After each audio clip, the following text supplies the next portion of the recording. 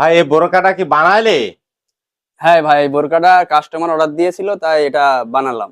ও, তাই কি দেখছি এখানে লেডিস কাজও হয়, আবার বোরকাও দেখছি অনেকগুলো ঝুলানো রয়েছে। ভাই, দর্জির কাজের যে বর্তমান পরিস্থিতি, তাতে যদি কেউ জর্জেটের উপর ফোকাস না দেয়, তাহলে তার পেট চলাও অসম্ভব এবং দোকান চলাও অসম্ভব।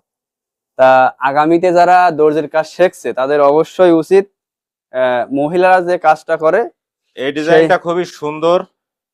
হ্যাঁ, এটা কাস্টমার নেটের থেকে বের করে দিয়েছে, একদম সেম, মানে যেটা দিয়েছে তার থেকেও সুন্দরভাবে বানিয়ে দিয়েছে।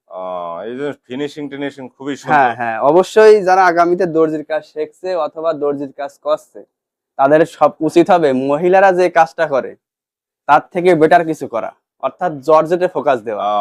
আচ্ছা। তাহলেই আগামীতে তাদের ভবিষ্যৎ একদম উজ্জ্বল। তো এখানে লেডিস কাজও হয়, হ্যাঁ? হ্যাঁ, লেডিস কাজও হয়, আর বোরকার কাজটাও করা হয়। যে কোনো বোরকা, যে কোনো ডিজাইনের বোরকার ছবি দিলে আমরা ঠিক ও, তেমনই বানা দিতে পারবো।